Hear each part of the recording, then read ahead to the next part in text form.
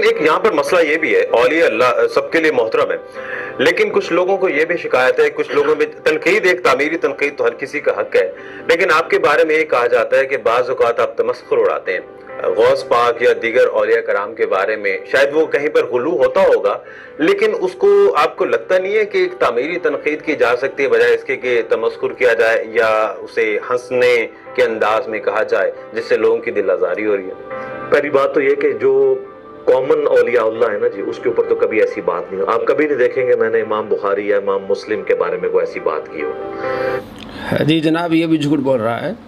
اس کا جو انٹرویو ہے اس میں کئی جھوٹ اس نے بولے ہیں کہ امام بخاری اور امام مسلم کا میں نے مذاق نہیں اڑایا، یہ کامن اولیاء ہیں. یہ کامن کیسے ہوئے؟ شیعہ تو ان کو مانتے نہیں. جس آدمی کی ابتدائی جھوٹ سے وہ آپ کو کیا سکھائے گا؟ اور غوث پاک رضی اللہ تعالیٰ اس کو بھی نہیں مانتے.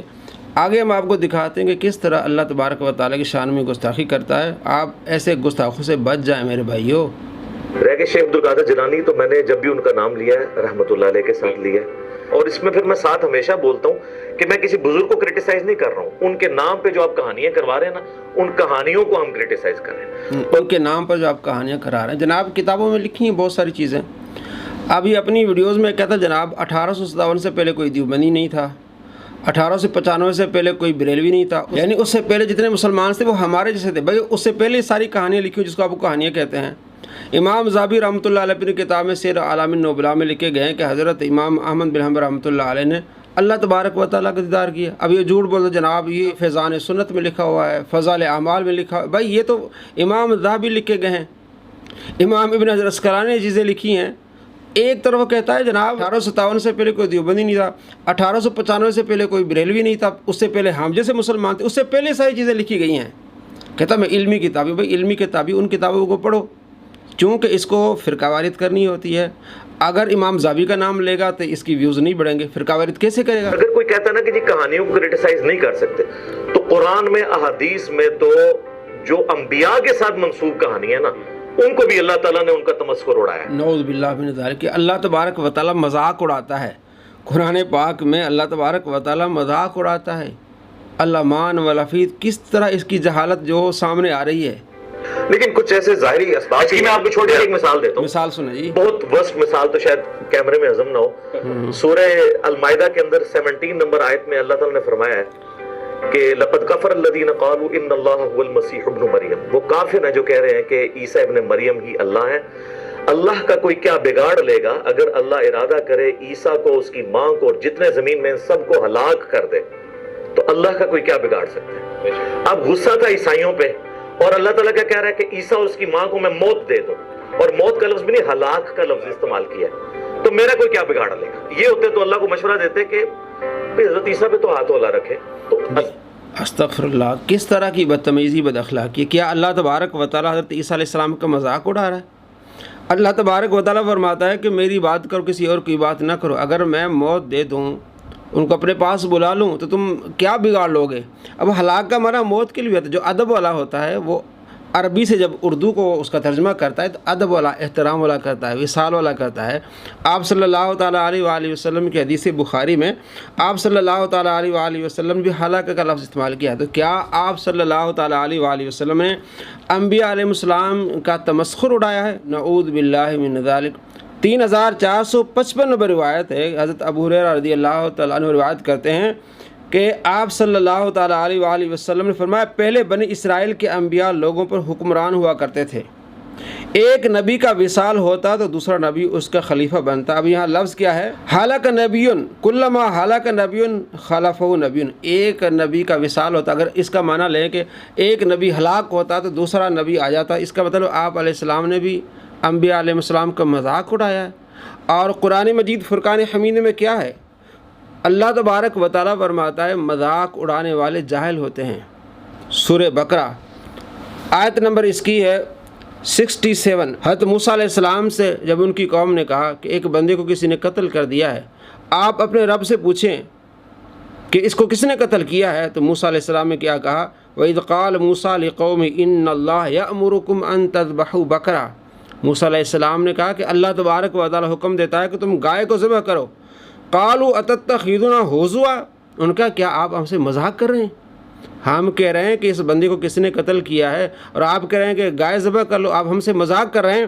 قال حضرت موسیٰ علیہ السلام نے کہا اعوذ باللہ ان اکون من الجاہلین، میں اللہ کی پناہ مانگتا ہوں کہ میں جاہلوں میں سے ہوں۔ یہ مذاق کرنا جاہلوں کا کام ہے۔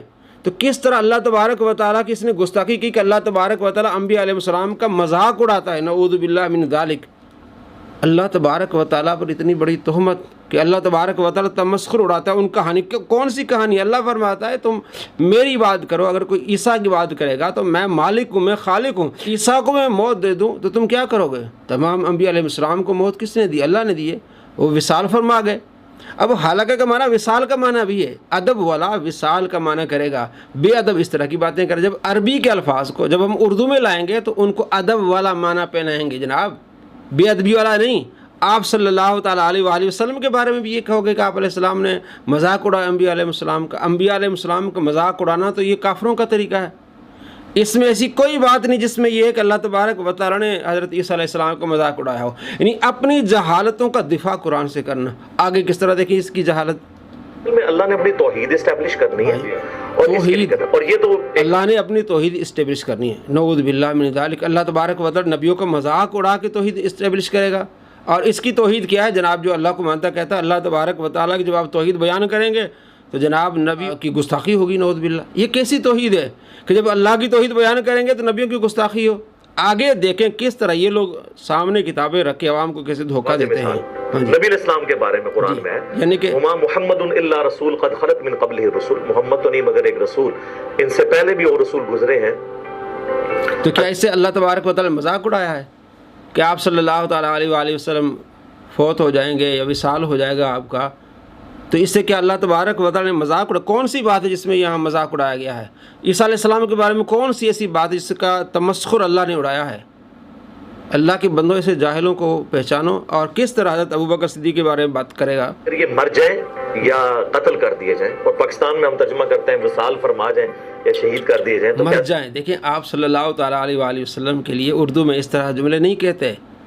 عربی میں وفات کا لفظ ہوتا ہے، موت کا لفظ ہوتا ہے، لیکن جب اس کو ہم اردو میں لاتے ہیں تو وہ ادب والے الفاظ استعمال کرتے ہیں۔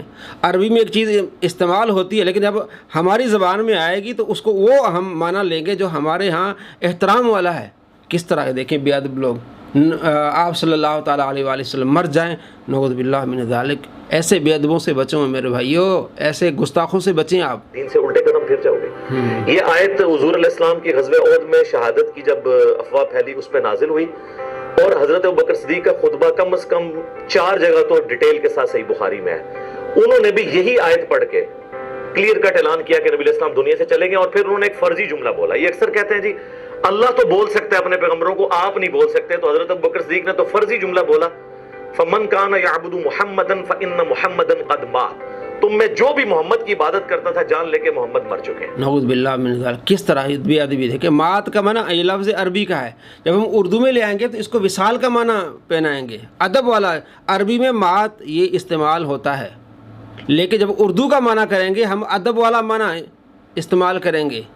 یہ دوستو آپ دیکھیں ان بے ادبوں کو، ان بے ادبوں اللہ حی لا یموت، اور جو اللہ کی عبادت کرتا ہے وہ جان لے کہ اللہ تعالیٰ کو کبھی موت نہیں آئے گی، اور یہ مضارع کا صیغہ ہے، جو بھی عبادت کرتا تھا یا کرے گا وہ جان لے۔ تو صحابہ میں کوئی نبی علیہ السلام کی عبادت کرتا تھا؟ تو حضرت ابوبکر صدیق نے توحید کو اسٹیبلش کرنے کے لیے ایک فرضی جملہ بولا، اور حضرت ابوبکر صدیق رضی اللہ تعالیٰ عنہ اللہ بھی نہیں ہے۔ اس کا مطلب یعنی کہ توحید کو اسٹیبلش کریں گے، فرضی جملہ کیا بولا؟ اس میں مذاق اڑایا حضرت ابوبکر صدیق نے؟ یعنی مثال اس چیز کی دے رہا ہے کہ ہم مذاق اڑا سکتے ہیں، اللہ نے مذاق اڑایا تو حضرت ابوبکر صدیق نے مذاق اڑایا آپ صلی اللہ علیہ وسلم کے؟ کیا اس طرح توحید اسٹیبلش ہوتی ہے؟ وہ تو بتا رہے ہیں کہ آپ صلی اللہ تعالیٰ علیہ وآلہ وسلم وفات پا گئے، بس اتنی سی بات ہے۔